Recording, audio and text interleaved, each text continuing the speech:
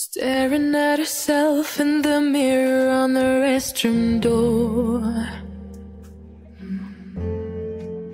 Voices in her head that mirror what she's heard before.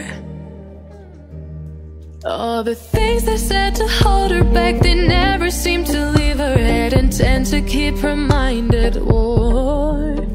All the things they said to